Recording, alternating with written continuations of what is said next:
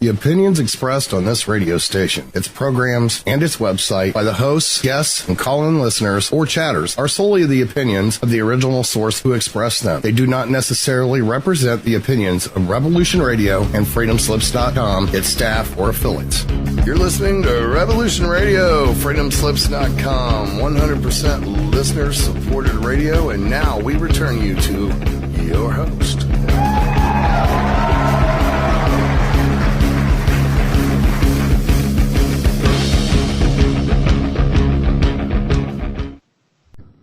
As always, this is a listener-supported radio station, and whether you're a fan of the paranormal or the daily information you get from our very talented hosts, you can have a listen and learn something new every day by showing your support for the archives.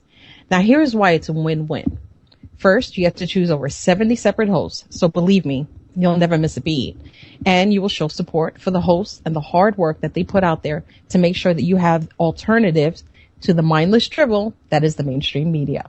So for the low cost of only $4.95 a month, you get to be smarter than all your friends. So go to Support Us tab and sign up today. Believe me, you will not be disappointed. Well, today is a very special Valentine's Day episode, and I just happen to have 4 fantastic guests, and of course a shout out to the wonderful producer Richard for helping me out tonight. So first we have the wonderful Noreen Helphand, who is a host right here on Revolution Radio with her roundtables every Tuesday at 12 a.m. Eastern in Studio A, and Laura Cross, a return guest and of course always welcome, and is a host on Wolf Spirit Radio, and she can be heard every Sunday at 1 p.m. Pacific, Studio B. And of course, we have the brave men who will be part of tonight's panel. We have Tim Kaiser, a researcher in the field of all things truth. And last but not least, a new favorite researcher of mine, James Bartley, who is a researcher for more than 20 years. And his site can be found at www.theuniversalseduction.com/Bartley. Now, tonight being Valentine's Day, and whether you celebrate it or you don't, are single or in love, or just wanted to hear your favorite show as you do every Sunday, there is something for everyone this evening. Now, before I introduce my guest, I have some things that I had planned out to read. And this is a wonderful tidbit that I've come to love. And though it has many interpretations, I thought it'd be cool for tonight. Now, this is about Plato.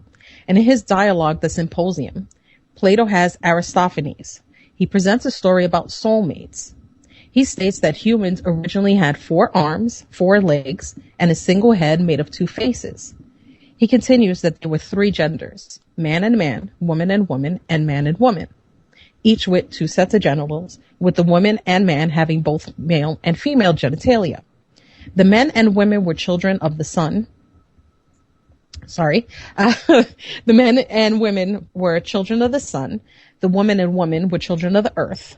And the men and women were children of the moon, which was born of the sun and the earth. It is said that humans had great strength at the time and threatened to conquer the gods. The gods were then faced with the prospect of destroying the humans with the lightning, as they had done with the Titans. But then they would lose the tributes given to the gods by the humans. Zeus developed a creative solution by splitting humans in half as punishment for humanity's pride and doubling the number of humans who would give tribute to the gods. These split humans were in utter misery to the point that they would not eat and would perish. So Apollo had sewn them up and reconstituted their bodies, with the navel being the only remnant hearkening back to their original form. Each human then only have 1 set of genitalia and would forever long for his or her other half, the other half of his or her soul. It is said that when the 2 find each other, there is an unspoken understanding of one another, that they feel unified and would lie with each other in unity and would know no greater joy than that. So with that said, I would like to welcome all of the fantastic people here today. Let's start with James. Hi, James. Hi, Trinity. Hi, hello, everybody. Okay, Laura? Laura? Are you muted? Yeah, I'm here. Okay. Sorry. Sure. I was just listening. I was like, huh? Oh, yeah, they just said my name. Ooh. That's you. Okay, Tim? Hello. All right. And Noreen? Hi. Hi. Hi. And Noreen is also in the chat room. So if you want to give a shout out to somebody that you love or maybe a secret crush, we won't tell anybody, but we'll be sure to make that nice announcement for you on your behalf. Oh, I'm in the chat room too. Okay, look at that. And Laura's in the chat room as well. Zippy. So I'm Zippy. Zippy. Okay. So based on tonight just being an all-out love, hate, in between, the connection, the disconnect, everything that we all go through. There's not one person who hasn't been through heartache, but also love. I would love to hear your explanation or how you feel, not this day being represented, but how relationships are today. So who wants to start off with this one? Wow, don't all fight at once. Oh, well, my thoughts aren't really, they're here, but I guess I'll just have to consolidate it for the moment. I think sometimes Valentine's Day can put pressure on people, but I don't want to get into, like, negatives about it. There is a negative side to the commercial part of it. I mean, ironically, we are talking about Valentine's Day today as part. Not saying that's the whole show, obviously, or the focal point, but it's part of it. But I do want to say, too, that there's a lot of good and bad in it. It's just my opinion. With Valentine's Day, you have the positive part might be if you're with someone or you think you want to be with someone. Yeah, you could feel kind of like that lovey feeling. Negative part would be like, you know, it's a reminder of your past failures or someone else's or whatever. But I think then some people say, well, there's occult, you know, I'm going to call it things attached to the history of Valentine's or Saint Valentine's and all that. And that may or may not be true. I'm cool with that. But I guess if you think about it, because relationships are so much part of who we are as people, yeah, I'm not shocked that they created, you know, Valentine's Day probably was originally created like as a Hallmark day or whatever. But nevertheless, it's kind of like Mother's Day. You know, you're giving, you know, positivity towards or honoring your mother. Father's Day, same thing. Same thing with many holidays. So I just wanted to start off with that because sometimes people think, well, okay, Valentine's, what does it mean? And I was thinking about that today, you know, and I'm thinking, you know, it's like, it's kind of like, you know, it's what it is. And, I know it's kind of cool, but yeah, it's really up to the person's like interpretation. You know, if some people don't like Valentine's, that's fine. If they do, that's fine. But I guess we can't say, oh, you should like or love Valentine's. But we don't have to like the commercial aspect again. But yeah, just the spirit of it, I guess I'm talking about, is really up to the individual how they feel about it. I don't know. That's just what I think of that. But. Right. What about you, Tim? Well, I don't like it very much today, mainly because I haven't had anyone in a long time, and I just see all these people that seem to be happy, and I'm like, I can't tell if they're really happy or if they're just together because it's all they know, and that drives me nuts. Right. On the other hand, if people are truly happy and they want to enjoy the day, that's great. I see the commercialism aspect because right now I'm working at a hotel, and that's you know, people go out and they do all this other kind of stuff just because it's Valentine's Day.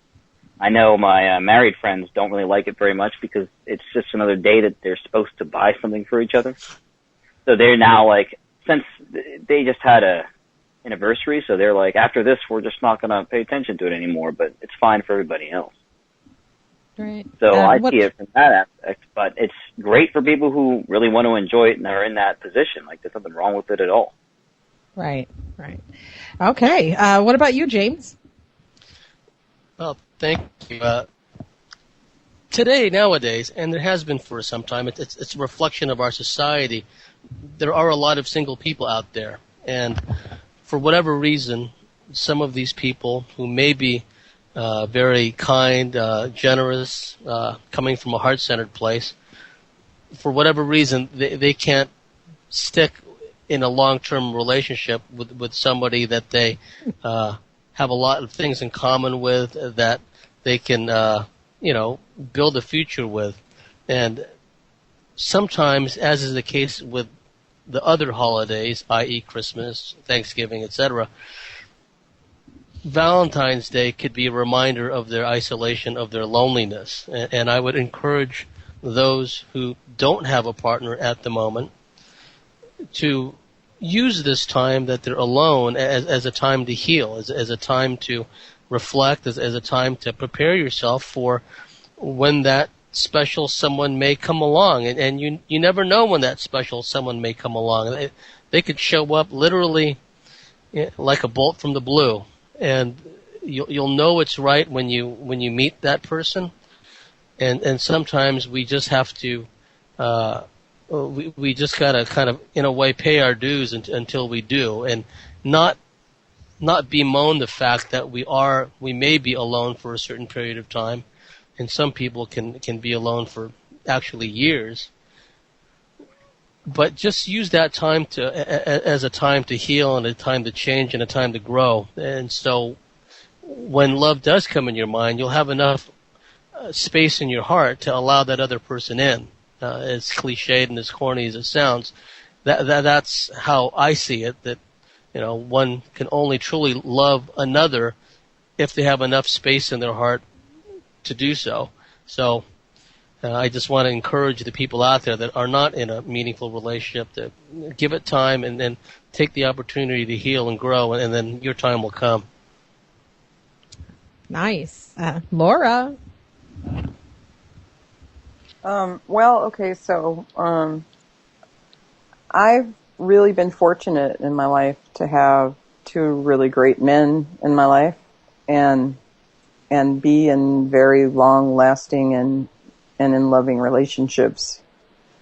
So for me, I guess after having that experience and then finding out that it was not somewhere I needed to be anymore, I kind of decided that I needed to kind of figure out who I was and fall in love with myself. So the last few years, that's what I've been doing, and it's really been a good thing for me to do.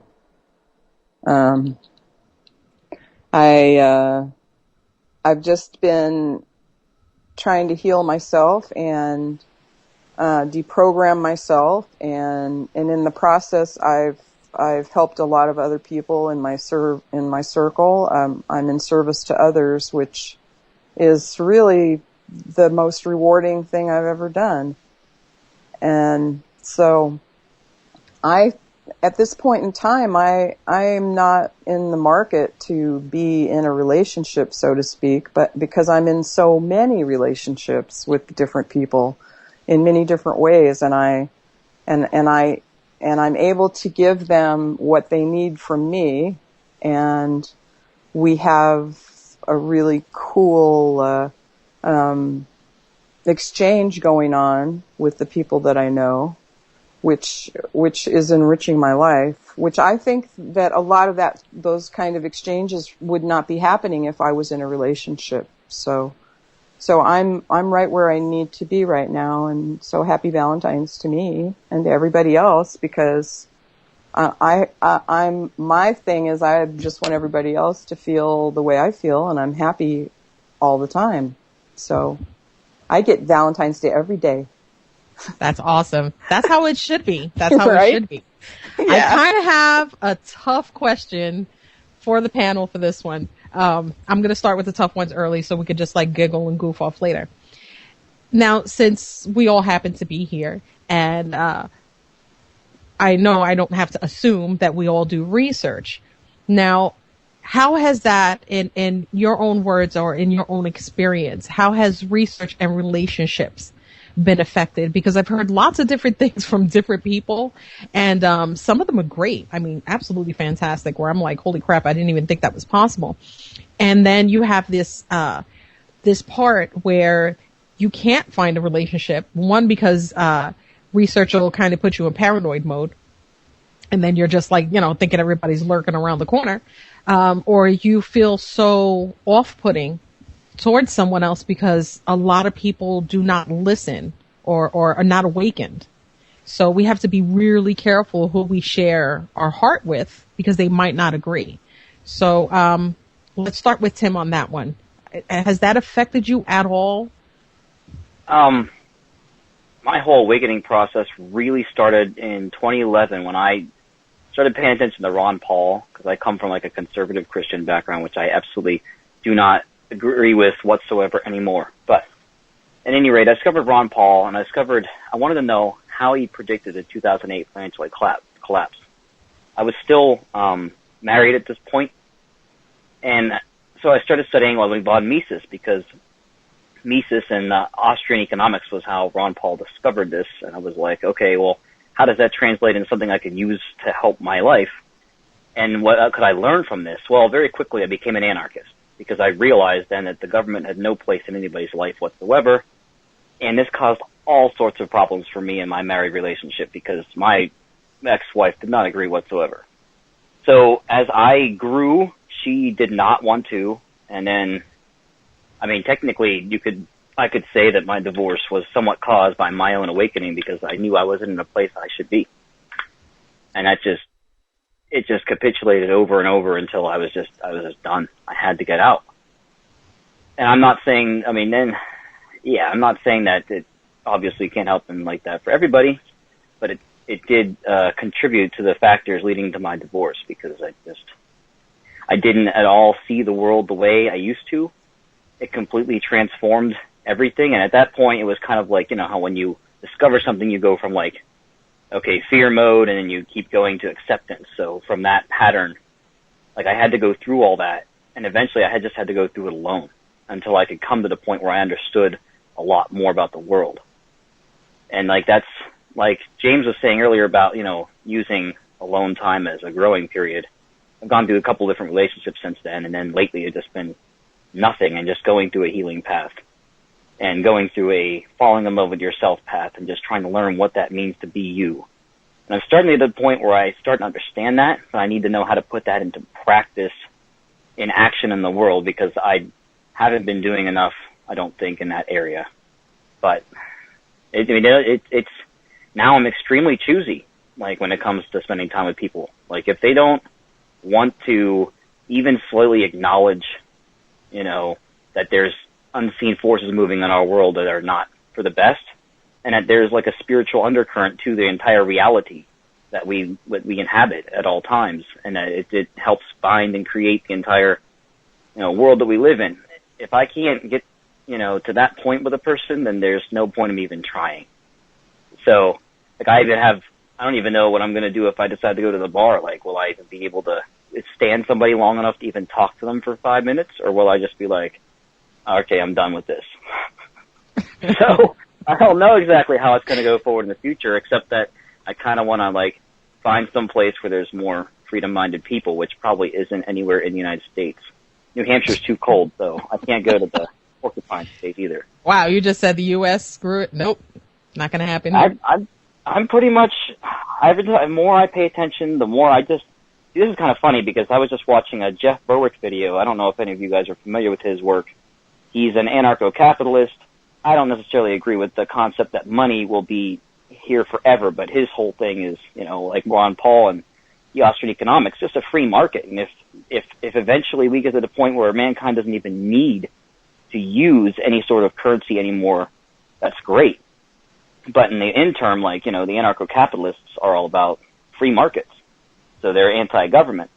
Well, Jeff Berwick, he was just interviewing Sasha Daygame, he used to be a pickup artist, but now he's married, and he's helping teach people like how to attract the right mate and how to become better people so that they can do that.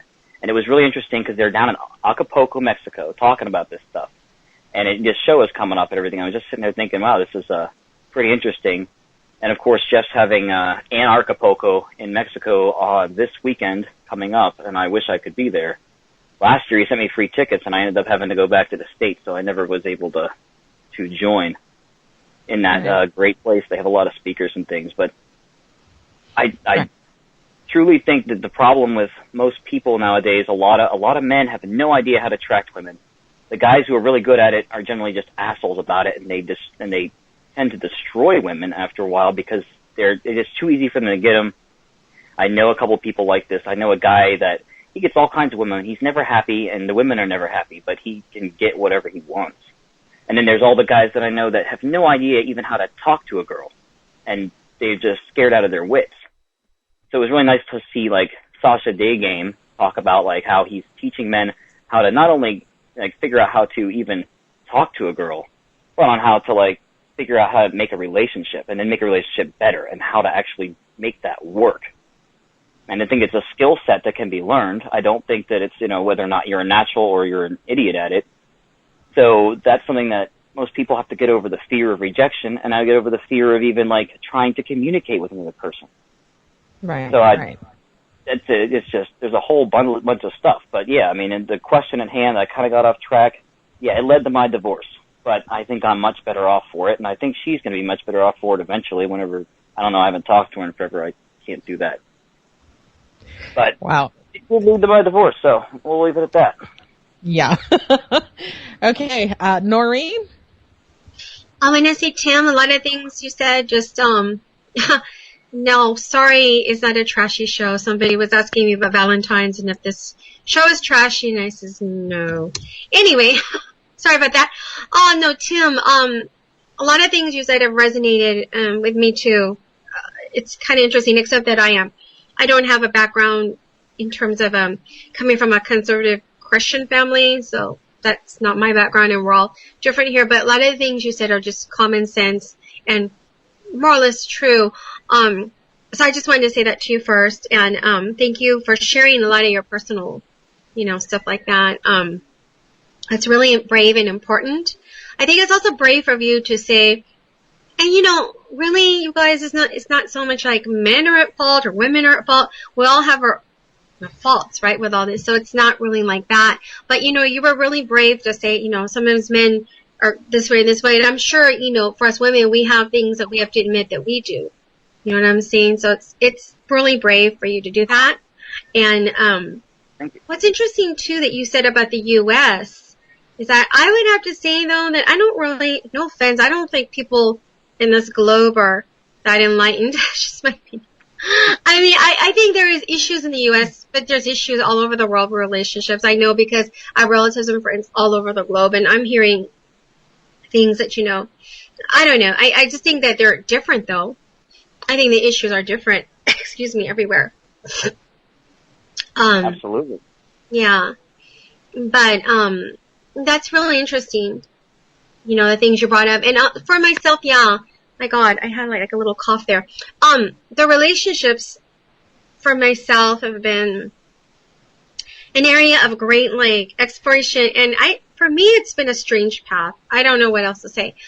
Being aware does change things immensely, because using that word makes us sound like we're elite. It's not. Audience, just want to tell you that. But when you're in that mode, it's like you can't go back. I mean, yeah, it's almost like when you look at your potential partners, if they don't have some ability to even understand what you're saying, they don't have to necessarily be involved, directly with this mindset. But yeah, if they don't even comprehend it, that's almost like a lost cause. If they're not open-minded, to even a small degree, it's too isolating to be with somebody like that in some ways, That's just my opinion.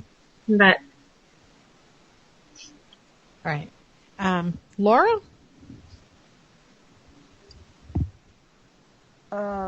What was the question again?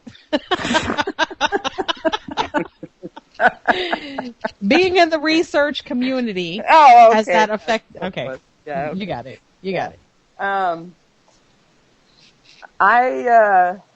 Okay, let's just put it this way. I've been in the research community for a really long time, before anybody else was doing it. And so I was really called crazy a lot, and I was, because of my history and the things that I endured as a child, I was pretty damaged. So people around me just kind of marked all this behavior and all these things I was telling them to the fact that she's crazy and she's on psychotropic drugs.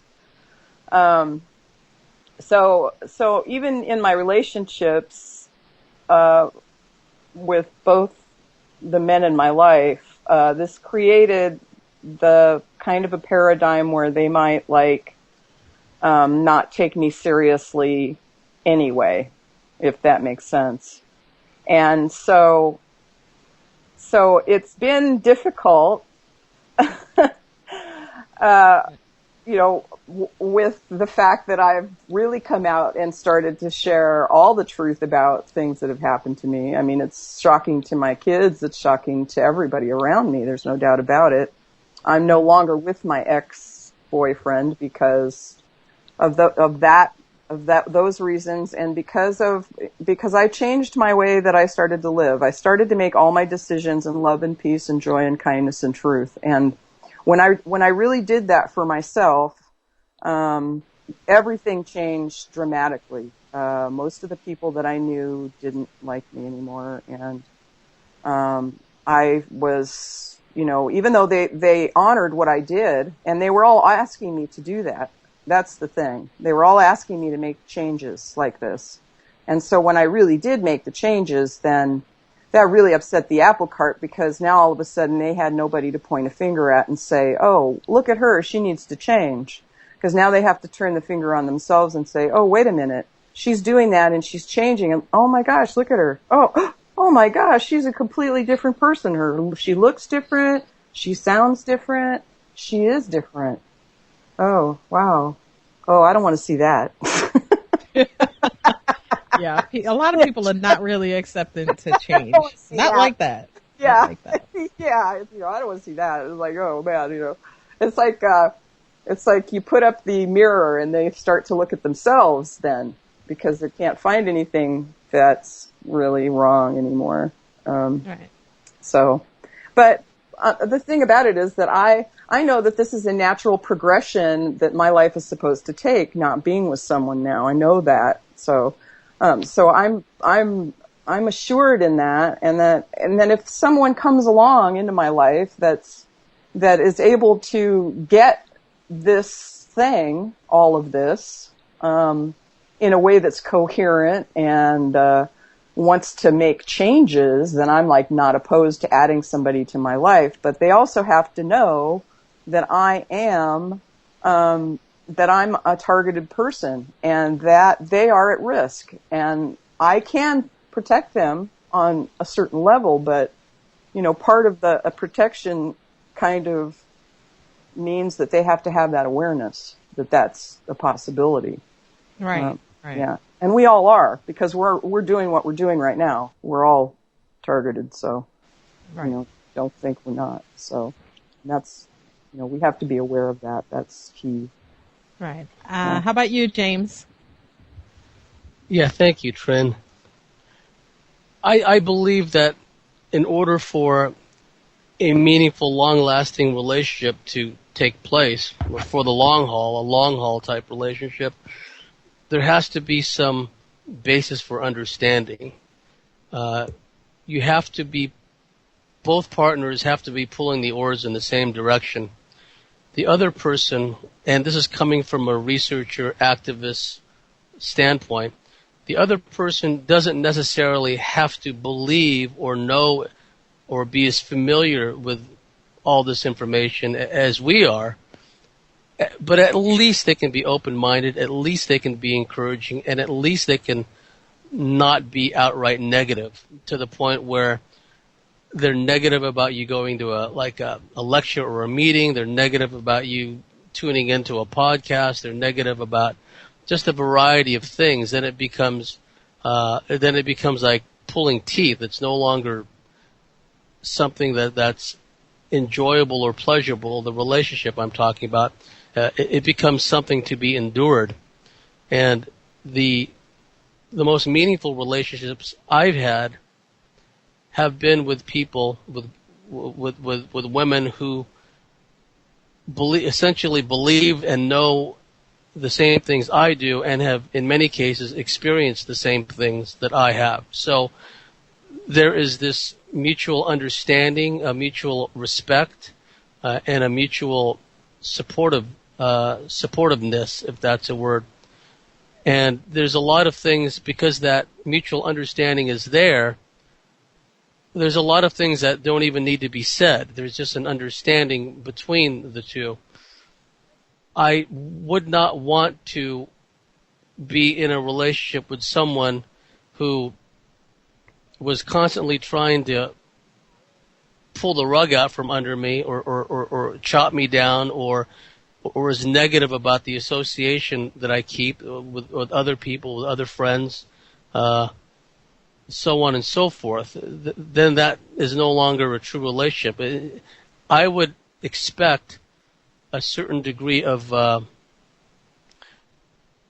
encouragement and cooperation. And by the same token, I would not try to impose my will on the other person. You can't hang out with this person. You can't go to that lecture. You can't do this. You can't do that.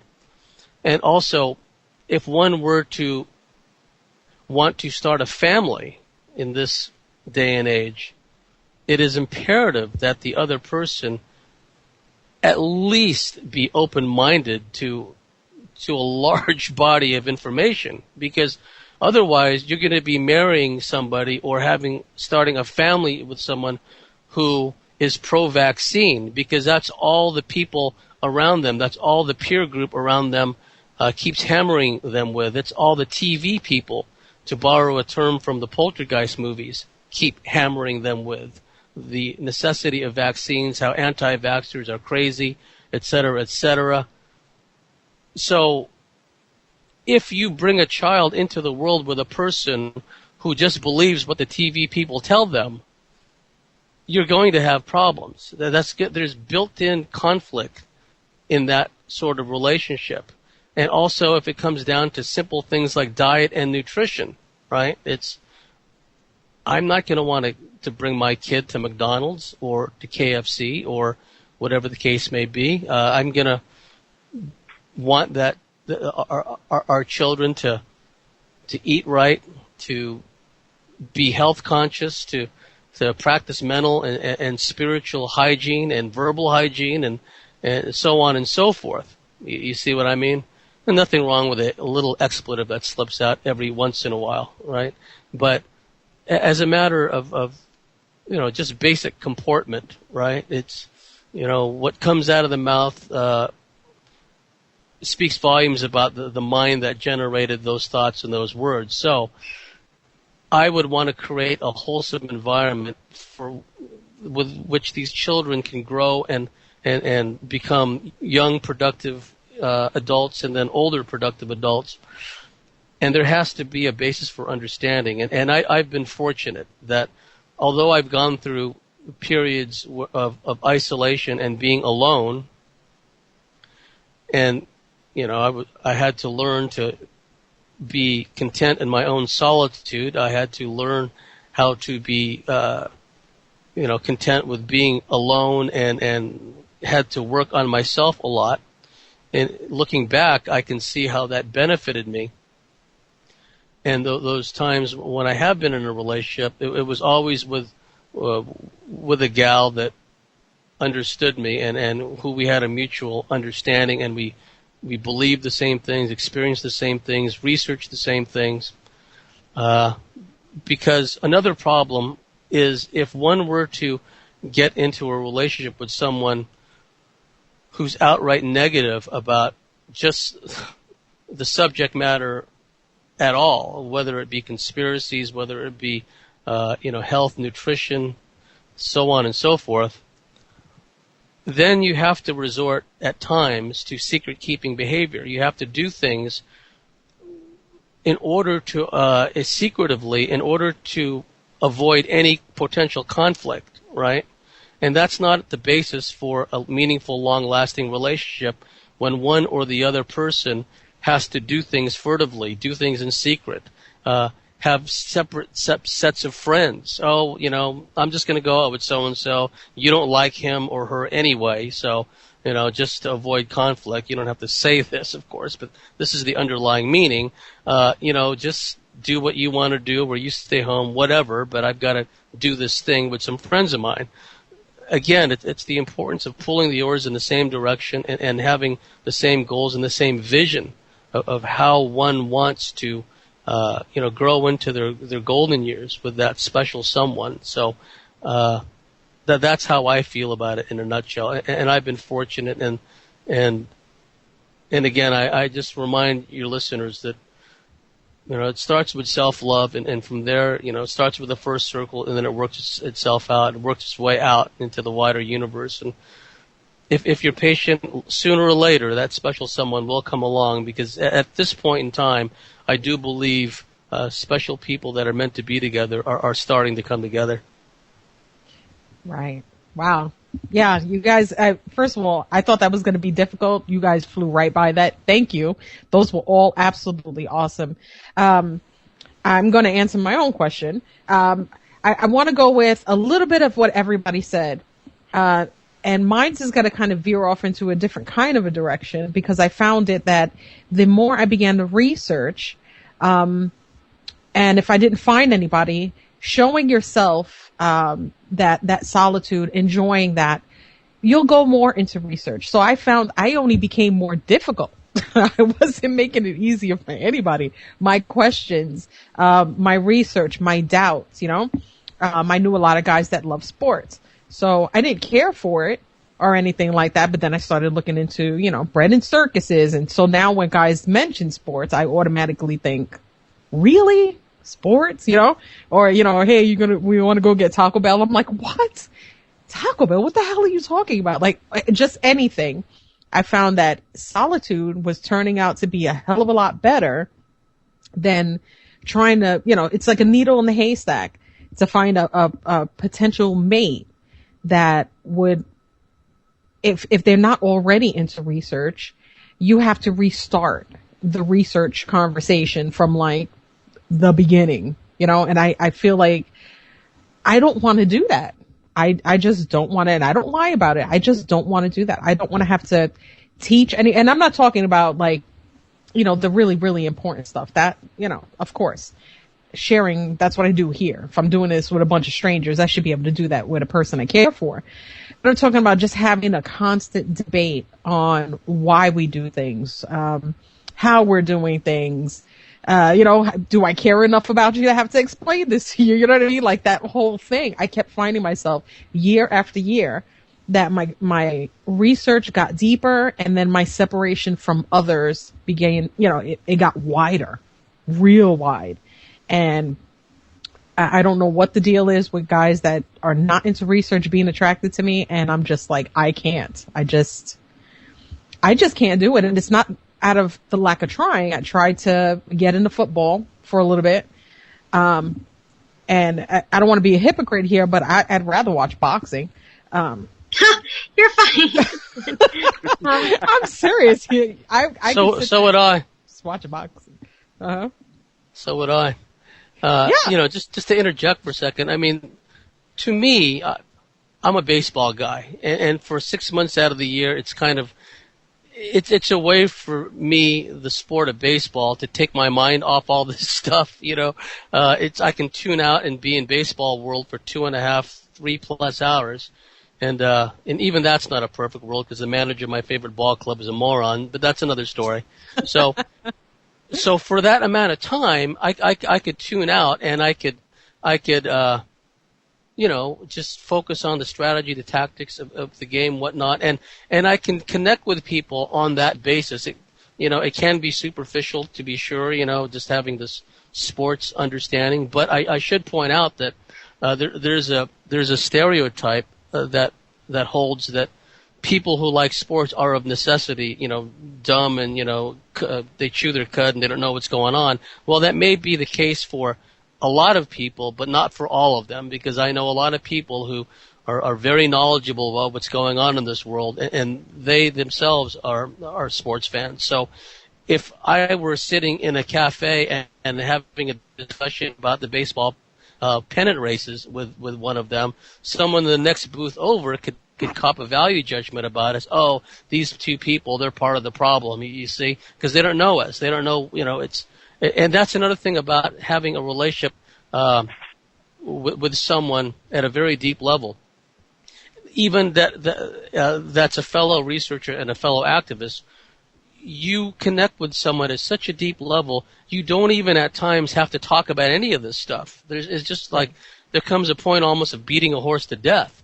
We'll mention things in passing to each other. Oh, did you hear that? And we roll our eyes because, we read things in opposites. When the mainstream media says this, we know where the spin is going. We know, the social engineering dynamic behind it. And we don't need to belabor the point. We don't need to let the knowledge of this newest hoax or false flag or whatever drag us down into the dumps. And so a lot of times, our discussions are about the future, about good, uplifting things, with a recognition of the reality of the multiple threat environment in which we live in. Because we're not living, working with our blinders on either, right? We're aware of what's going on around us, but we're still going to live our lives. I agree. And like I said, that's why I was like, you know what? I don't want to really hit the baseball, football thing because I could sit there and seriously watch boxing. But I get it. And yes, we do need an outlet. We do need an absolute outlet, especially us. Yes. But I'm not talking about people like, let's say, you and I are dating. We're both into research. We know that, research is done, shows are done, your lectures are done, everything's done. We're going to just, go watch some television. I know not that, but just something, we could just goof off on, whatever and call it a day. But when you're doing that with somebody who's in the complete opposite spectrum, then, they're not understanding why you're doing what you're doing or, what's the reason behind it. Or imagine if I'm having this conversation and somebody I'm dating is sitting right next to me because they're fascinated. I'm doing a show and I say, yeah, I think football's stupid. And he's sitting there and he loves football. He's like, oh, well, why do you think it's stupid? And then you have to get into this whole kind of a conversation, not downing them, because I'm not saying it because I'm disrespecting them or, I don't want them to have a hobby. Just want them to understand, that I just may not agree. I'm not going to tell you don't go to the game or, don't watch it on TV or anything like that. But definitely something that, is my sound bad? No. Oh, okay. Sorry. So just so that it doesn't turn into this whole constant debate, you won't get anywhere when when you get to that point. Nobody's winning. You guys are just stagnant on basic things like likes. You don't get past that to the important stuff like you mentioned. Marriage and children and, how you're going to live when you get older and, seeing the bigger part of the world and saying, I want to put out something better. I want to do something better and I want to do it with somebody similar to me, not exactly like me because I cannot deal with somebody just like me. But definitely somebody similar, at least in the research field, and I find it so surprising that the males that I do speak with, the majority of them actually have this thing with, females just liking shoes and trying to take them for their money. And I'm like, you research, right? Why are you picking up women like that? It's funny. No. Yeah, and they're like, all women and and I'm like, what type of women are you talking about? Because all researching women I know don't do any of that stuff. And I'm not saying not girly or not enjoying a shoe sale. I'm talking about taking your money and gold diggers. And I'm like, where are you finding these women? Even in this, even being up on GMOs, chemtrail, you name it, know everything, and still go for what the media, the magazines, the television shows, the video games, the sports, the commercials, everything is still telling them the kind of women they need to be with. And even though they know about everything else, this one thing, I can't. Programming. Yeah, it's called program. And that's why I wanted men to be here, because I was like, I know not all men are like that. No, they're not. But there's this whole little thing where it's a lot of dudes. And I'm like, that doesn't make it, like, to me. And I'm saying me as a woman, I'm confused. And if somebody has the answer, share, because I don't know. I know is... Are you saying that you were confused as to why these types of men are picking those kind of women? Is that sort of your question? Yeah, like they're in the research community, but if you ask them, or let's say I post something about relationships, they automatically go for the juggler, the stereotype of women. And I'm like, okay, are you getting that from like a meme? And they're like, no, these are the only women I date. And I'm like, how is that possible? Interesting. That is interesting. Yeah. So I don't know. And that's not it's a form of value judgment about, I understand where you're coming from, but not the form of value judgment about that kind of a woman. It's, I'm sure like a woman like that has her own gifts and her own unique skill set and things with which a guy may feel, may form a basis for a relationship. But a lot of times males tend to seek out women at the level of their comfort zone and the level of their confidence level and their ego, quite frankly. It is more reassuring to them to find a woman that they feel inherently superior to in some way. Whereas I'm the opposite. I've always been attracted to, I've always liked to be around strong-minded, willful, opinionated women. That's just the way I am. I've always been like that. I've always wanted to be around women who spoke their mind, who would not mince words when they needed to get a point. If they felt strongly about a given subject, certain matters, that they can plainly, forthrightly tell me what's on their mind. I really appreciate that. Whereas there's some males, despite being in this field, they're still afflicted somewhat with that patriarchal mindset where they feel they have to have this moral ascendancy, moral superiority towards a woman, where they would rather have them not as knowledgeable as them, not as not as the kind of activists they are, but so they feel better about themselves, was what I'm trying to say. If they're not paired up with a woman who is very strong-willed and very, very opinionated, which I cannot understand that. I'm not going to try to, but I believe that's part of the problem, and this manifests itself in a lot of ways. We talked about this earlier, Trinity, when we talked about the guru males in the metaphysical field who initially they act as if they want to be of help to a woman who's breaking programming or to a woman who's gone through certain challenges. And then later, gradually, over time, and sometimes it doesn't take a long time, that old patriarchy, the condescending, patronizing comments begin to slip in because they actually, from the beginning, saw that person as inferior, is what I'm trying to say. You see what I mean? Right. And if a woman tries to express themselves and formulate their own opinions and whatnot, some of these males will pull the rug out from under them. They don't want them to be their own person. They don't want them to express themselves and stand in their own power and authority. So I think that's part of the problem. Right, and I agree because I don't know. I think it was like 2 weeks ago. I had read an article on the air that they did this huge survey with men and asked them would they prefer, a woman that was intelligent, and the majority of them said yes. And then the whole article was based on they say yes, and then when they get with them, they change their minds. Like the second they say something in a certain way, or they're not willing to kind of lean in another direction, then the guy will quickly be turned off. And I'm talking about mentally and physically with them. And that's how a lot of those kinds of relationships wind up, in the end. We all want to be smart. We all want to, be able to bring something to the table. But it can't be a competition. We can't constantly be competing with one another. I got to be smarter than you. You got to be smarter than me. Right. That whole thing about men and women are not supposed to actually, be equal. The man provides something that the woman can, and the woman does the same thing for the man. That's why I brought up that whole Plato Symposium thing in the beginning, because we are meant to be, and I'm not talking about just men and women. I'm talking about everybody you love. I don't care who you love. Love is love. So all of that combined, when we have that togetherness and when we can actually accentuate each other, when we can bring out only the best in each other, that's when everything goes to that next level. But we can't seem to get past that.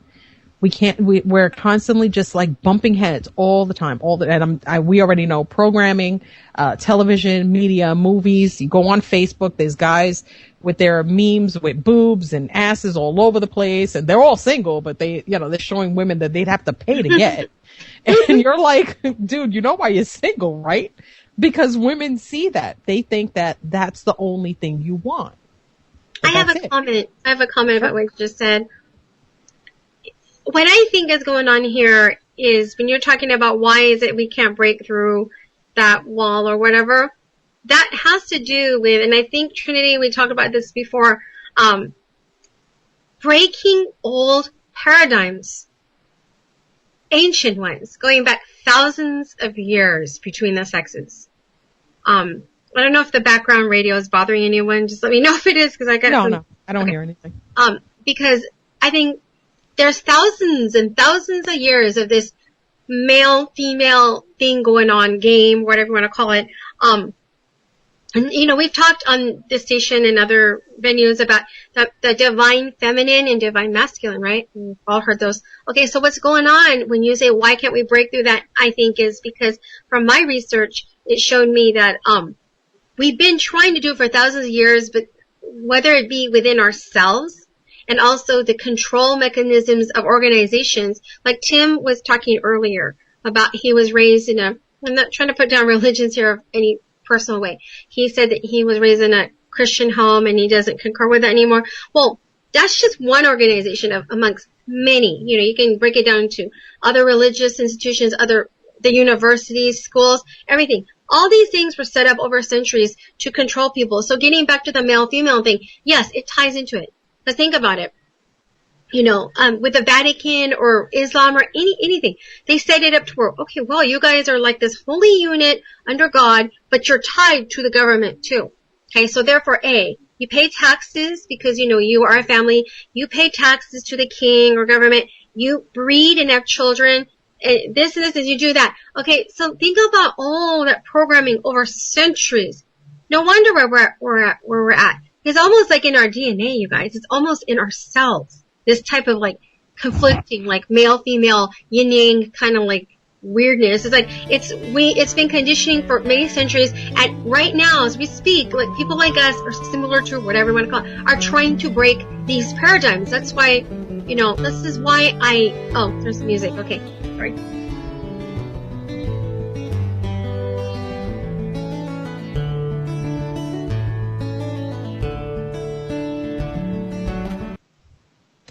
Welcome back to the second hour of Esoteric Truth here on Revolutionary Radio at freedomslips.com, the most awesome station on the planet. And of course, the fabulous people. Oh, I am so lucky to have everybody here today. We have, of course, our awesome producer, Richard.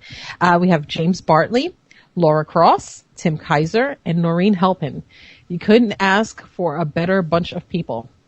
So, it sounds like we're going to just do our thing and keep on talking about everything relationship. So we covered a huge part of something that was really important. And in the chat window, Laura had brought up something really important that I wanted to share. And it's that we have an equal amount of points of views here. So it's not just all women or just all men. We're all sharing exactly how we all feel about things. And that's how it's supposed to happen. That's how it's supposed to go down. We're supposed to have these conversations and not be afraid to speak to one another. Never, at no point in time, especially researchers. We gotta get out of that stigma that somebody's gonna think you're too nerdy or you're too girly. Nobody cares. We need to just get to the facts. We need to get to the truths, and we need to not be afraid to say how we feel. That's how we all learn. So let's see. I have one more question for the panel, and then we're just going to have a free for all for the last hour so we can just have some fun. We had a nice little break. Okay. In which way do you think that the media in particular has been changing how we all interact? And I'm talking about of all ages, from young to older. I know I went through a phase where I tried to look back and see the kind of guys that I dated or liked or had crushes on when I was a kid. And I'm like, oh my God, I don't know what it was, but we go through these phases. And if you take that time to look back at the people that you started with, that really does change how you become, and how you kind of take relationships when you get older. That first love or that first infatuation or puppy love or crush or whatever you want to call it, we all had it. Whether it was a television character or your neighbor or a kid from school, whatever. We all had that initial deep pit that as adults, we don't really get like that anymore. I can't say that as an adult, I realized what love was, learning research and learning how we all kind of interact. And I realized I'd never really kind of been in love before. Not the way that it's supposed to be. And I was like, holy crap, how did I just kind of live my whole life like that? So now I spend this time as an adult, knowing that I'm just getting older. I mean, it's not like time's going backwards. So now I have this whole thing where I have to figure out now, what the hell am I going to do? Do you stay by yourself? I'm not going to wait until I'm like 80 to try to figure all of this stuff out. I kind of want to do it now. So I'm rushing, but not rushing. How do you think, as men and women, what we have to go against if we want to find somebody for us? Not just this field, just men, just women. What do you think are the worst distractions, the worst perpetrators of separation as far as who we are? Let's start with Tim. The worst perpetrators of distraction. You want to say pass? No, I'm just thinking for a second. I guess it depends on if you actually want to be distracted or if you actually want to search. And I don't even know what, at this point, searching would be for me. Because, I mean, I live in a tiny, tiny town in the middle of nowhere. I'm trying to get out. This does not bode well because the pool for anything is too small, and this is my hometown that I've left and come back, et cetera, et cetera. So, I know everybody here, and I don't want anything to do with them. So, I distract myself with video games, or I research a lot, both at the same time. Like my distraction would be video games. I don't really watch TV. I don't watch any sports. I used to watch hockey like you guys were discussing earlier.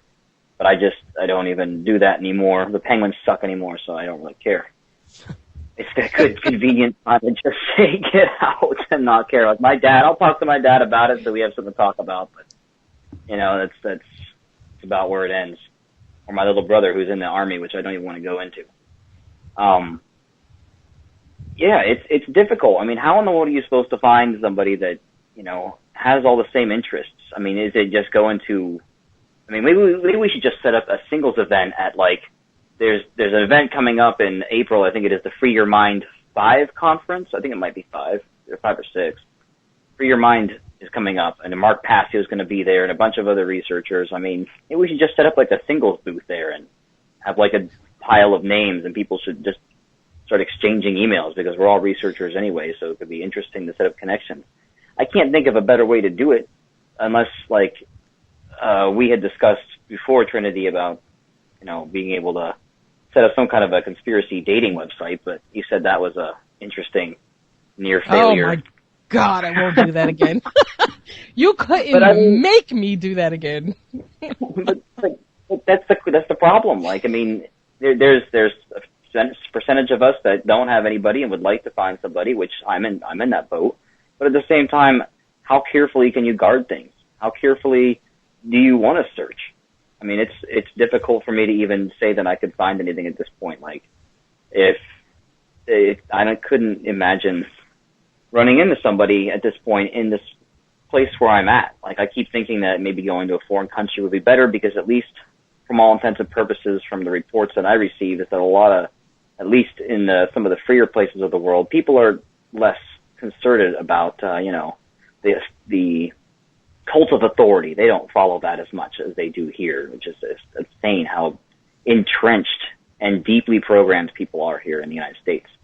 So to me, unless I am lucky enough to bump into somebody at Free Your Mind conference, if I manage to go to it, I don't know how I'm going to find anybody unless I bump into them on the internet or something. Other than that, okay, I was going to bring that up. Because you know what? I've been actually using social media in the correct way, because apparently I was using it all wrong. I met you, and I met Noreen, and I met Laura, and I met James, and I met Richard. Like all of these different things. Like I took myself out of the realm of, so I have like 2 Facebook pages, right? So I have one just for research that I know that if anything I post on there, everybody's going to get it. You know, and then I interact with people and I say hi. If somebody sends me a friend's request to say, hey, you know, just so it's not weird and I can say that I actually know you in a sense, I'm going to say hello and, you know, thank you for accepting my request or thank you for sending one. And then these conversations, you remember how I got to know you, Tim? I put this whole thing out about Valentine's Day and how we go through things. And we've been talking nonstop since then.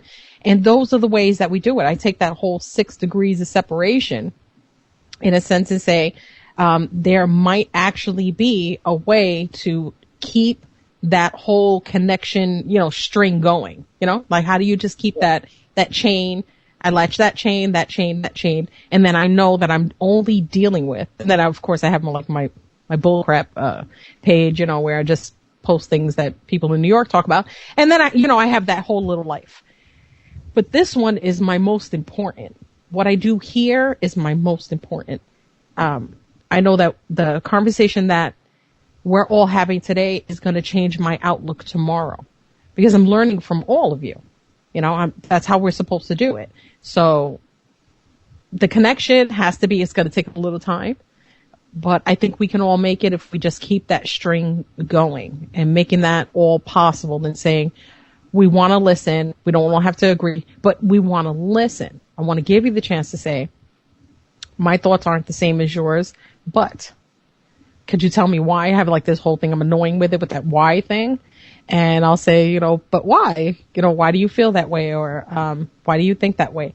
There's somebody out there for all of us, whether it's us, whether it's that soul that we might all be looking for. It just might be within us. It might not be with somebody else. Maybe 7 billion people on the planet. Seriously, what are our real chances? But we can still have something that would be meaningful and teaching. I think I take it all as a teaching moment. So I'm going to just go with that. I learn, I listen. I guess I just wanted to say one thing at the end of that to, like, if I just addressed, like, you know, the meeting up with somebody, like, on purpose. But then, on the other hand, if you're on your healing path and you're learning to love yourself and you're working more and more towards that, doing more and more research and expanding your frame of mind, then why not, like, I mean, there's the soul level connections. And why, like, James had said in the text, you know, that the energy's changing, and everybody was saying that, you know, these kind of connections are going to start happening a lot easier as time goes on and as we open ourselves to that and as we work on our own, you know, selves. So therefore, why the soul level has to be acknowledged.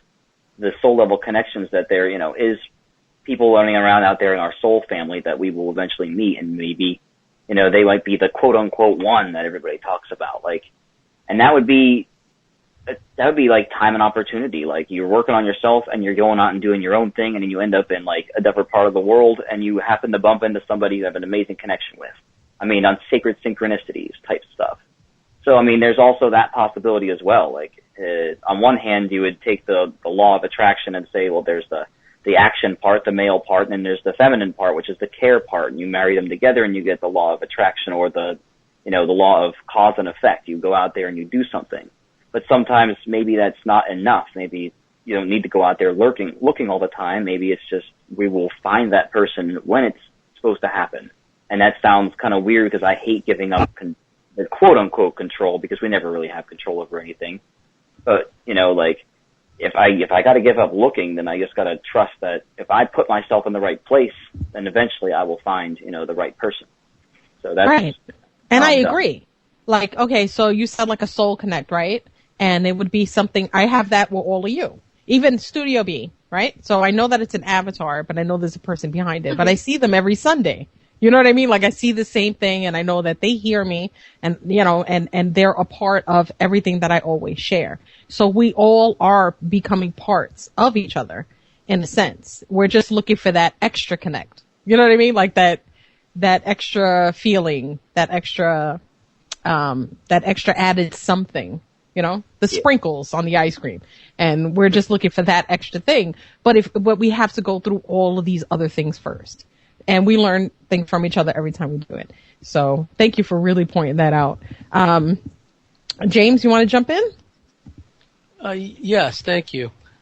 Sometimes we just have to, for lack of a better term, put ourselves out there, but not like way out on a limb and be vulnerable. But like for example, Tim is a really sharp guy. I'm sure that, you know, some gal out there would really connect with him at a very deep level. And I don't know what Tim's situation is, if he has his own podcast or not, but he's knowledgeable and he's sharp enough and he's intuitive enough to do his own show and to, you know, plant the seeds and to be able to raise awareness and consciousness that way. Sooner or later, right, you know, someone is going to come along and it's just a way really to enhance one's chances, because I've come to the belief that for people like us, we're more likely to meet that special someone on the internet than we are. Definitely. Yes, than we are in the quote-unquote real world. Because just think about how infrequently we are in the real world, whether to go shopping or to go to work, whatever the case may be. It's just we just don't have the opportunity to meet the kinds of people that we resonate with at a deep level. And you're once in a blue moon, you'll run into somebody that you have a deep kind of understanding and connection with out in public, be it in like a restaurant or a bar or a nightclub. But the chances of that are almost infinitesimal. It's just not the right place to meet somebody that you want to form a lasting relationship with. So because of this relative isolation that we find ourselves in, scattered all over the place, the internet is the most likely place where we're likely to find people. And also as it relates to like events like Tim was talking about. Now, I know that there was a movement a couple of years ago to form these dating sites of people that are in the truth movement, so-called. I don't know how that turned out. Trinity mentioned something about never wanting to do something like that again. So I guess, like in your personal experience, it didn't work out too well. And that's one of the things that we have to come to grips with, because some of the most untrustworthy, backstabbing people you'll ever meet are in the truth movement. I've experienced this. Some of the most mercurial, two-faced people with all these issues, in many ways, they're concentrated in the activist truth movement, right? They know just enough to let it spin their heads, like a swivel. And if they haven't worked on their own issues, haven't worked with the inner shadow, done a lot of self-healing, they're not really the kind of person you want to spend the rest of your life with anyway. But that much being said, it's more likely you'll find someone, and I speak to everyone in the so-called truth movement at whatever level of understanding they're at, they're more likely to find their perfect match, if you will, online, because it's a meeting of the minds. It's an expanded arena. It's a form of expanded consciousness, where it's consciousness meeting with consciousness, through the medium of a computer.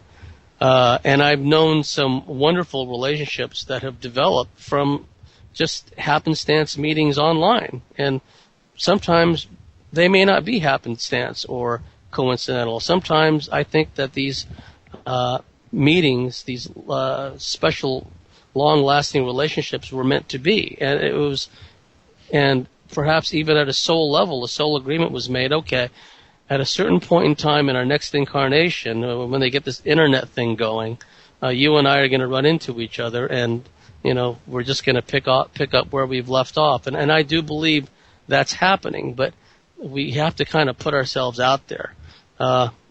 It's a double-edged sword too, because we see all the pathologies, all the sociopathy in society, and it's again concentrated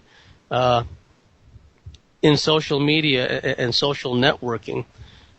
For example, Trinity, you mentioned earlier you wanted us to comment on some of the things that have tended to undermine the whole concept of relationships and families, et cetera, et cetera.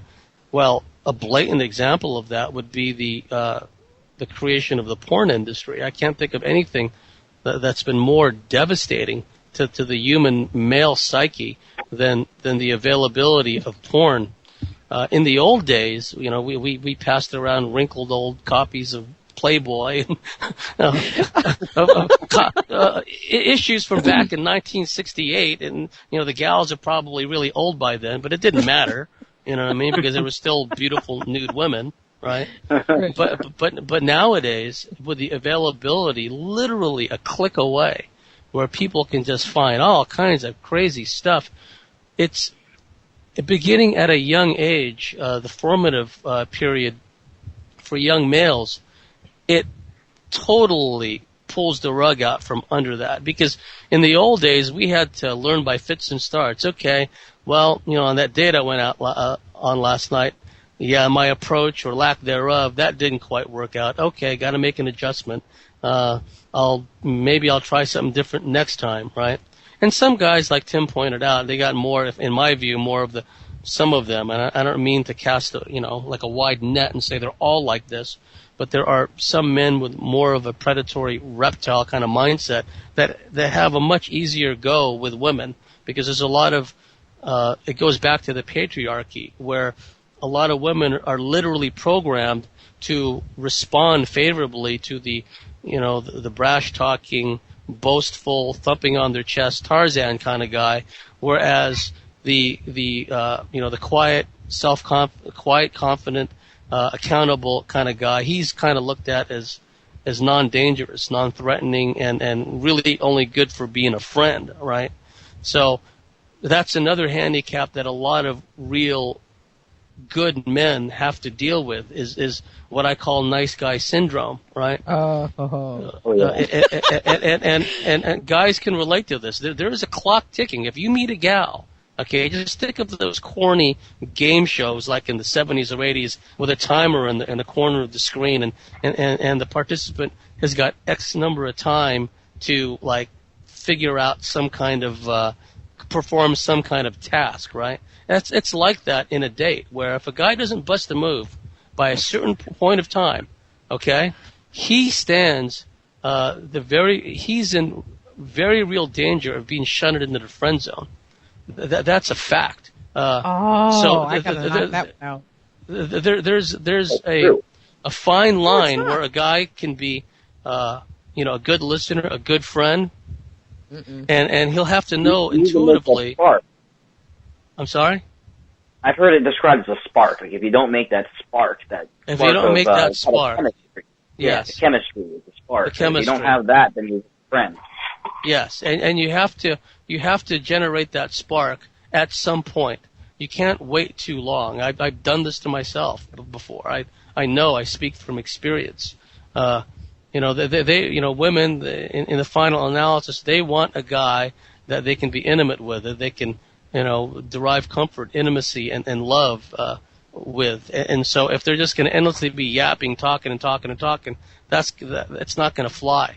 So, and there are certain women too where they have these expectations that a guy, because the programming is such that they respond to guys that are, let's say, slightly dangerous, and if a guy doesn't project that kind of machismo, that kind of animus, he's already at a handicap. So again, it comes up back to from a male perspective, the confidence level that a guy has.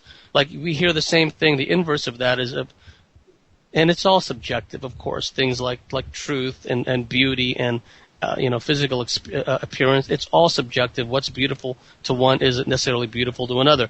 But we often hear from women that's regarded generally as attractive as saying sometimes their attractiveness backfires on them because nobody wants to talk to them. Nobody wants to make an effort to get to know them. Or they may, from a wounded, fragile male perspective, a guy may cop an attitude towards her. Oh, she's probably a stuck-up, she's probably, pampered and, daddy's little girl. All these misgivings bouncing around like an echo chamber in the guy's mind. Really, yeah. But guys don't, okay, I got to cut in here. Yeah, and a lot of times those could be reflective of unresolved issues on the guy's part. Okay? True. They all get scared. They get scared of beautiful women. Most men are absolutely scared of just gorgeous women. You're absolutely right. It's true. Please let me jump in here really quick. Okay, you guys are saying beautiful women. Are you stating that in the Sports Illustrated kind of way, or are you talking about regular women? Are you talking about women that may not look that way? You're saying that problem is with beautiful women. Are you stating that they're beautiful in the mind and maybe not in the face? Yeah, so what I mean from an outward perspective is, whatever society's depiction of what a beautiful woman should be, right? Then that's a man's problem, not a woman's. It's a man's problem. It's fundamentally a man's problem because he may be intimidated. And also you have to understand that when a lot of times if a guy breaks up with a girl, right, it really, in some cases, it's their own unresolved issues, whether it's whatever the case may be, sexual inadequacy, misgivings about that, or maybe the fear of a commitment, the fear of having like a long-term relationship.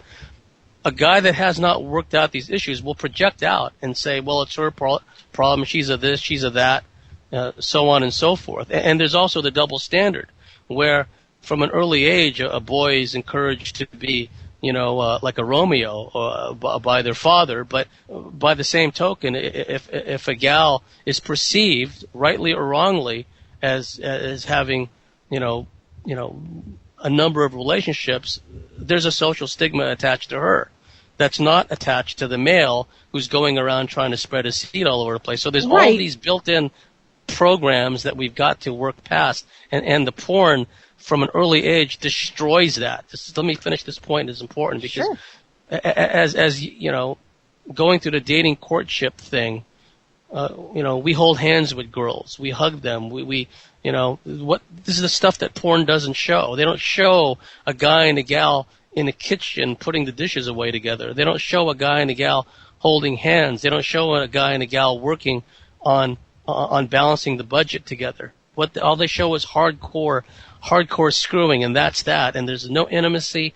There's nothing. And because of the R-complex nature of particularly of males, if repetitive porn viewing will create these neural pathways, embed these neural pathways to the extent where literally they've got porn on their mind. If they watch enough porn, even inanimate objects begin to take on a spread eagle kind of aspect to it. You and I would see like an armrest for a chair or a lounge chair. They see as spread legs because that's all the neural programming, the neural pathways condition them to see is nudity, is you see what I mean? So they're stuck in a state of arrested development. This is why sexual assault with young males perpetrating is happening more often. I mean, it is baffling to me because, we were just coming to grips with these wrinkled old issues of Playboy, and now kids our age back then are going around raping other girls, date raping them. It's really freakish, if you ask me. Right. Yeah, Noreen has literally been waiting. I am dying to hear what you have to say, lady. Please speak. Oh my gosh, no, these men, everybody down here it's honestly synchronistic, spot on things that I've been thinking about for such a long time. Synchronicity is really important for people that are aware, by the way. You know, it's not in our heads. It's absolutely true. And James, when you were talking about meeting people online, yeah, it's come down to that. You go to like a regular standard market, nightclub, whatever it is, chances are you're not going to meet people because the radar is different. The energetic aura and mindset is completely different set from other people, kind of. So that's already that. So the online thing is what's going on. But you know, gosh, I don't even know where to begin. You've hit on so many things. Tim, I want to address to you about Europe for 1 minute. I have a sensitive spot about this because, yeah, I've been to Australia, Asia. I haven't been to Europe yet. I want to go there. I don't know if there's so much to meet men or not. Yes, I'm very open to it. But as far as awareness, I think America is mind controlled for sure. But believe me, everywhere is. The only difference with Europe, from what I hear from people who live there, okay, this is experience from either aware or somewhat aware people who live there, is that the difference between there and here would be they have an older culture, so they have a history, say, of court. I don't know about courtship so much, but just they have an art of living that's different, and maybe that's kind of what's attractive about there compared to here. But they're not, yeah, they don't have as many, the things that control them and us are different. So, but I honestly think that here in America, people are actually very, aware. Because, I mean, when I have correspondences with people in different parts of the world, Americans strike me as being really, when they're keen, man, they are keen. Okay? Not that other people can't be. So I want to defend us Americans in that way, even though there's mind control, but we're very aware people as well. So are Europeans. So much for that. But getting back to the synchronicity, yeah, it's amazing. And James, you touch a lot of important things about the porn thing, because I think for young men especially, when I say young, I'm going to generically say guys who grew up with internet porn, say, since the age of their formation, you know, which could be anywhere from, say, obviously child, but we're talking from maybe the time of their teens. So anybody who did not grow up with that accessibility, say from their 20s and up, is maybe, I don't want to say safe, but formative years, dangerous, because they have no frame of reference, right? It's so easy for them to get porn that what becomes of them inside is that they, like you guys were saying, you were men, you know, they don't have that ability to say, okay, well, that's porn, and when I talk to my girlfriend or my female friend or whatever, that's real life, okay? They can't separate that in their heads. It's very dangerous. I'm not anti-erotic. I'm not not like that. But I think everything has a place. So when you're talking about this easy accessibility is, I hate using the I word, Illuminati, whatever the hell word you want to use. Yes, it's kind of like a weird Illuminati control mechanism to screw up people's brains. So when a man's brain screwed up, women are going to get screwed up. You know, this is a yin-yang puzzle. When women are troubled, so are men. When men are troubled, so are women. I think people really have to realize that, because it's so easy for each of us to blame the other gender. It's so easy to point the finger at men, point the finger at women. I mean, that's normal, but really if you look at it from a whole picture, it's not so much like, let's look at it from above. Okay, wait. You know, what's really going on here? They're trying to manipulate us. And getting back to a point I was making earlier, it's been going on for centuries. Don't think about this. It was the norm for a long time in many cultures. Okay, we're talking even still today, and even in Europe, and I don't know about the U.S., but just let me just make a broad statement. It's very, very traditional for people to have arranged marriages. As we speak right now, in the Middle East, in India, in places, boom, arranged marriage is like not even questioned. That's destiny.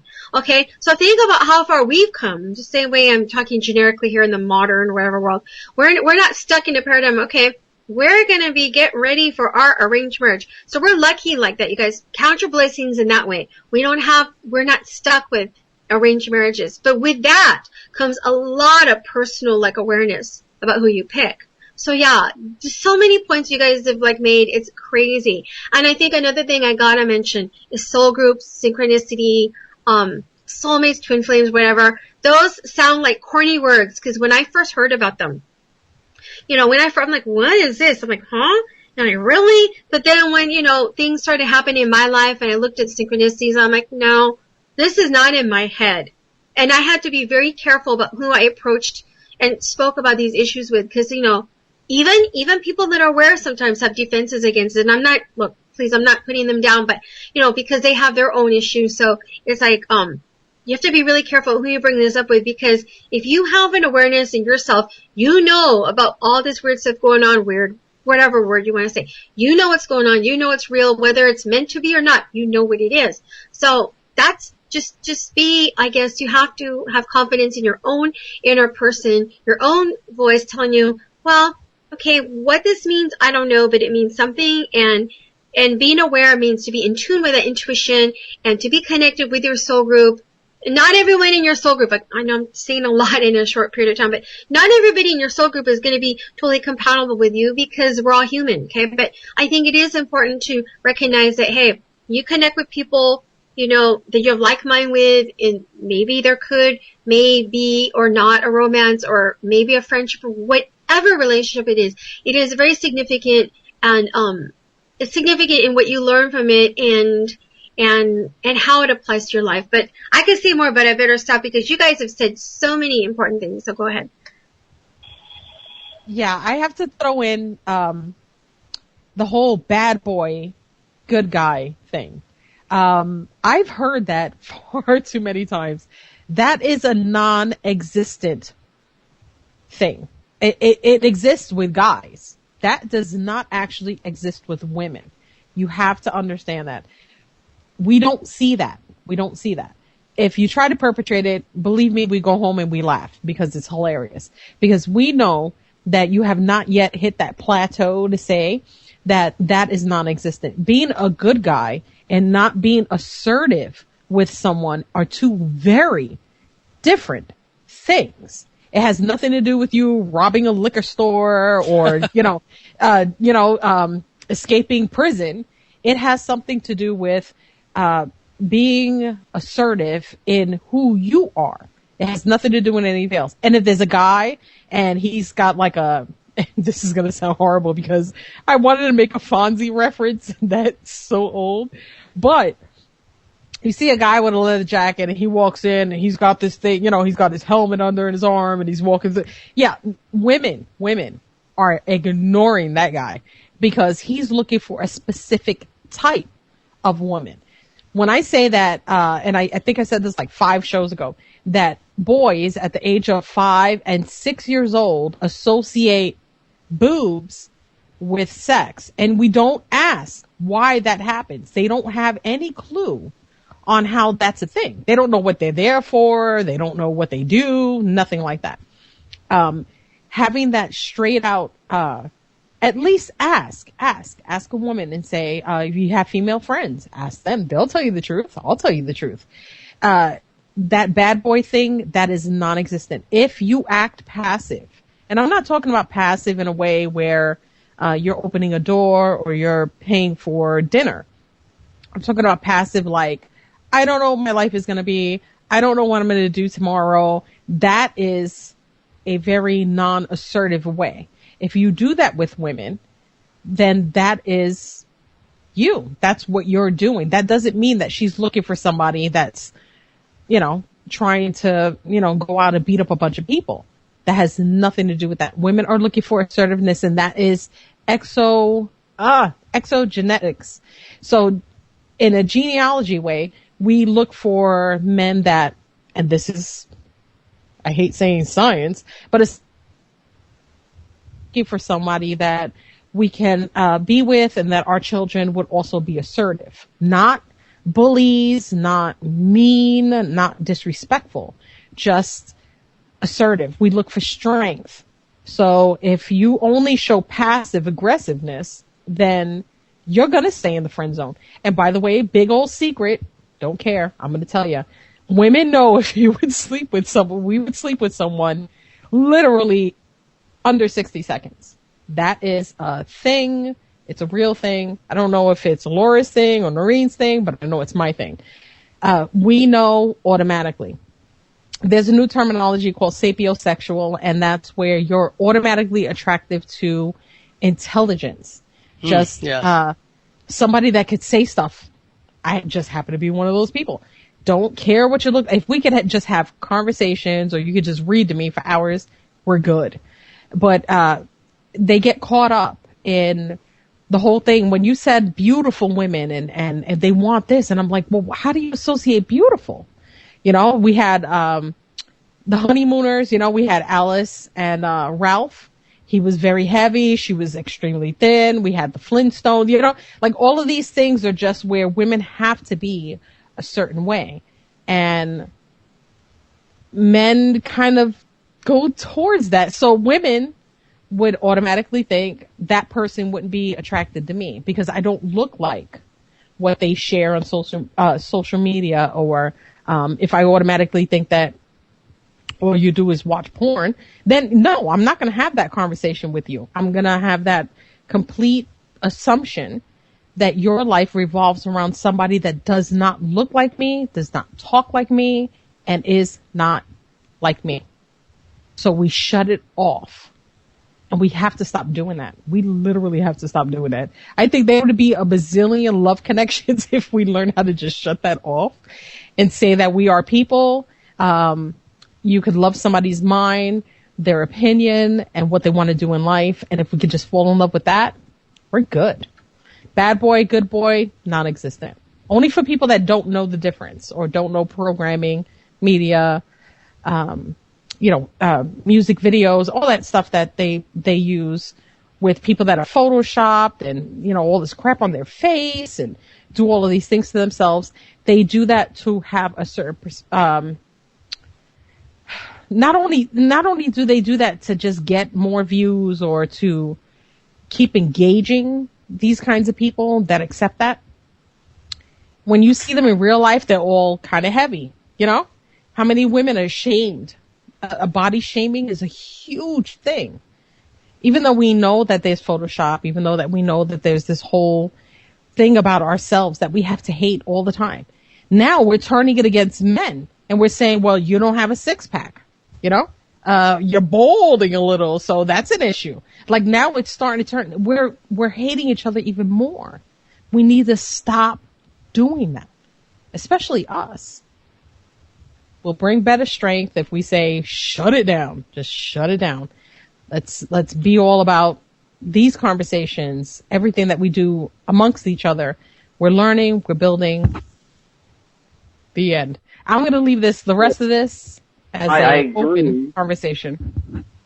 Sure. I just want to jump in and say that I think that the bad boy, good boy thing is used for males to describe someone who is assertive or is not assertive. Do you think that males should know the difference? Yeah, exactly. They don't know the difference, so that when you talk to somebody who does know the difference, who's trying to describe that sort of a thing to someone who doesn't know the difference, they use the basic principle of bad boy, good boy to describe someone who is assertive or isn't assertive in order to try to get the idea, the generalized idea across. Not necessarily that you have to be a bad boy or good boy, but the bad boys, for a certain extent, I'm not talking about the dumb ones, I'm talking about the ones who are actually decent, who are decent people. They are assertive. They know what they want out of life, and they're going to go get it. And they're not going to let somebody else stop them. Okay, do you think that that's helping? Is that helping? I'm not saying that it's helping or not. I'm saying that the bad boy, good boy thing, as we're describing it, is used for males to describe to other males, trying to help them understand what women may or may not want. And I'm not saying all women, I'm just saying... Yes, I would agree with that. From a male perspective, that's true. But a lot of it has to do with perceptions, too. The different perceptions that males and females are enculturated with. You know, males, when in a purely male environment where the males know each other, or friends, or mates, buddies, you know, they say and they talk about things and describe things in ways which they would not do in the presence of women. If they were any kind of decent gentleman, they wouldn't. You know what I mean? And I'm sure it's the same with women when they're around themselves and then they talk about certain things. They describe and they talk about things which they wouldn't mention in mixed company, i.e. with males. So there's this problem of perception. Like when I mentioned beautiful before, I wasn't talking about a canned, generic, beautiful Vogue model cutout, and even that they've changed today, where now the ideal is some, I hate to say it, anorexic-looking woman who doesn't even really have any, curvature or whatever. That's what society is saying now is I have nothing against rail-thin women, you know what I mean? But that's what society is creating. I gotta say, another weird thing, paradoxically, there's that, but then there's also an opposite pressure for women who have no boobs, no butt, to get implants in the boobs and to get the big booty like Kim Kardashian, which is also, that's a genetic trait. To have boobs and a butt is genetics. You may not be born with, the type of genes to have those too. So there's that on top of that. So there you go. I had to say that. Yes, and that's a good point. And so there's this perception of what one may believe is beautiful, right? Whereas me, I think that all women of all shapes and sizes, all different colors, to me, they're all beautiful. I mean, take that as sexist. It don't matter to me. That's what I feel about the feminine version of our race. I just think they're all beautiful. I don't pigeonhole them into a certain way. Certainly not the old Vogue magazine cover way. But there's a perception amongst some males who, because of whatever inadequacies, whatever misgivings, lack of confidence, whatever the case may be, they have a difficult time talking to women. They do. And so there is a usefulness for, like, the guy that Tim mentioned earlier who coaches guys in how to talk to women, how to develop confidence. I believe that's important. I believe that's a very valuable service that the guy is providing. Also, to the whole bad boy image too, is that women don't want wishy-washy, kind of unaccountable guys who don't seem to know who they are, that they seem to be wishy-washy, because that's not the kind of image a guy should project anyway. If he wants to get together with a gal, is someone who's kind of flighty and doesn't know what they want and unaccountable and passive. They don't want that. They want someone who's assertive in the right context. Someone who's confident but not boastful. I mean, I would think that some gals don't like boastful guys, but so there's a lot of these misperceptions that we have to work through also. So I just wanted to clarify that, because there's a lot of nuance to this. Well, when I say bad boy, there's the patriarchy that we as both males and females have to deal with, because that's the programming. And as far as the perception of what is or what isn't beautiful, what is or isn't attractive, that's another hurdle that people have to work through, right? But I think these kind of programs that we're doing today are moving us in the right direction. I agree. And like I said, it's this whole thing where we're supposed to be constantly divided, right? So Yes. if I talk to a guy that I think that I like, right? Automatically in my mind, I'm like, boom, I got to find out. Does he have all these women that don't look like me? Is he, do I have to deal with now this whole thing where he may possibly only be looking for that? Am I going to be the kind of person that he only talks to when his friends aren't around? You know how heartbreaking that is, that we have to continuously do that amongst each other, even researchers, just anybody. We keep doing that. We're trying to impress people that have no actual value within our lives. They don't pay our bills. They don't give us jobs or promotions, but we give them that kind of value with that keeping up with the Joneses. And then we keep having nothing but heartbreak. We need to shut that down and say, I like you and I love you for you. So we're terrified to say the word love. We're taking all these tests to say, who's the most compatible sign that you are, right? So somebody will say, oh, so what's your sign? And you'll say, I don't know, Aries. And then somebody will say, oh, an Aries. And they'll look it up online. These people are idiots. So they'll look it up online and then say, oh, no, we're not compatible based on Facebook's, Facebook's first image of what we should be. So I can't talk to you anymore. And this whole thing about we need to meet people without baggage. Who the hell doesn't have baggage? Yes. Are you kidding me? Literally. Who does not have baggage? Maybe, I don't care about maybe the sun that's and what the this moon and the problem is. interaction. Yeah. Go ahead. Trinity, maybe that's what this problem is. You just hit it on the nail. We're looking at ourselves with baggage. We're judging our own baggage and the other person's, and they're doing the same. So that's maybe where this butting heads comes to, is because everyone's like, You have baggage. I have baggage. We both do. How do we deal with it? Seriously, I think there's a big issue more than you even know. No. Yeah, and now mind you, and I need to stress this, we only have a couple of minutes and I want everybody to share what they do and where we could all find you. This was fucking awesome. Oh my God, I said that. Never mind. Anyway, so this whole thing. You dropped the F-bomb. I know. And it was good it wasn't me because I drop the F-bomb all the time. Anyway.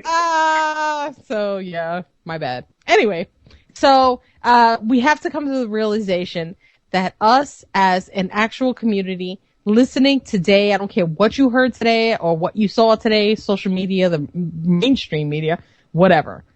This is the way that it's supposed to be done. We're supposed to have these conversations. It's supposed to be real.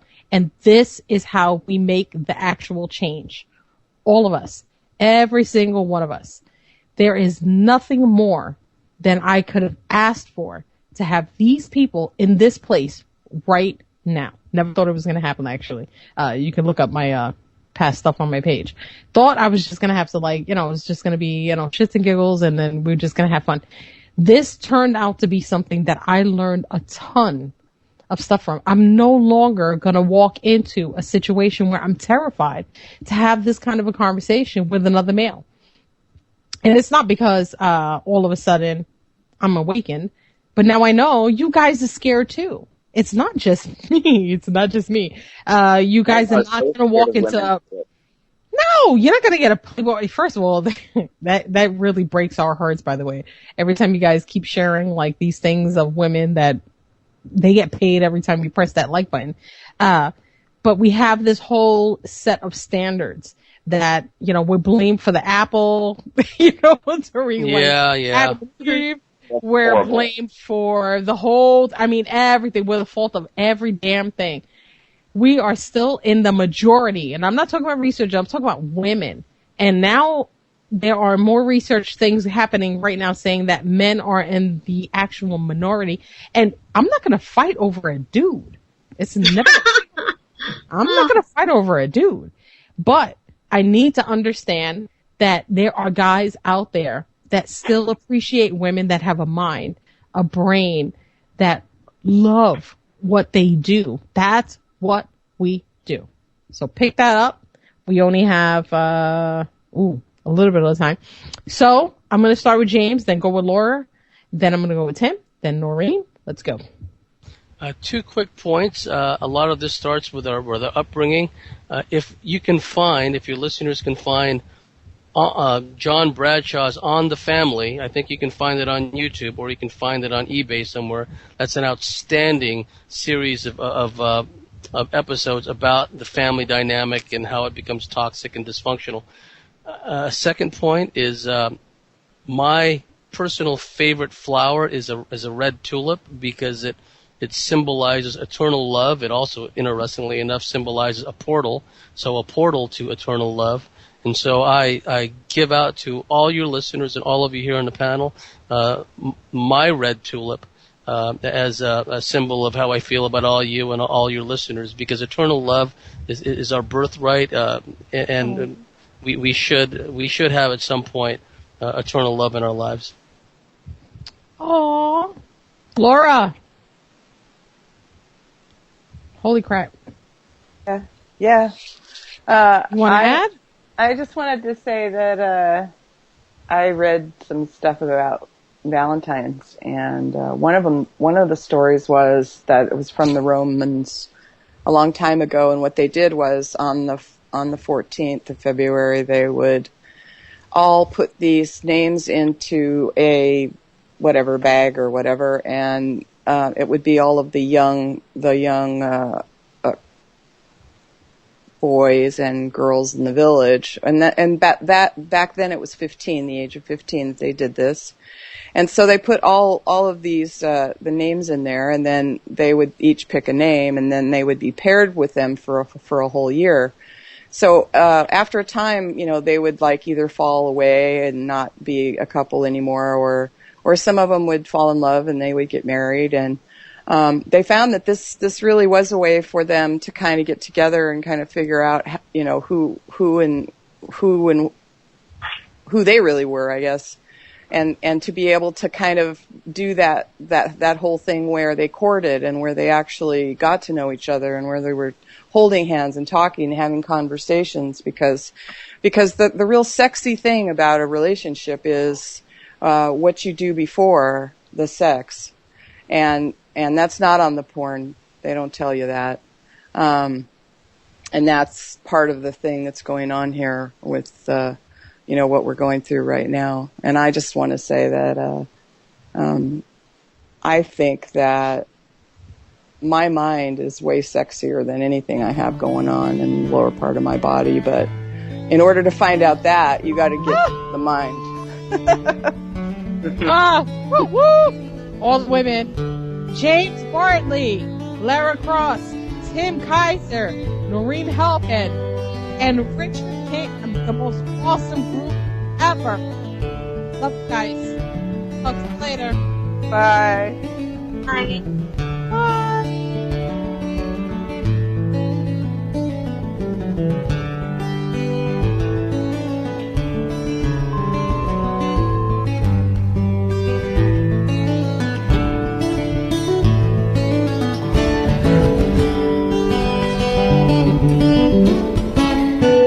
Listen to Revolution Radio at freedomslips.com, and we'll be right back after this message.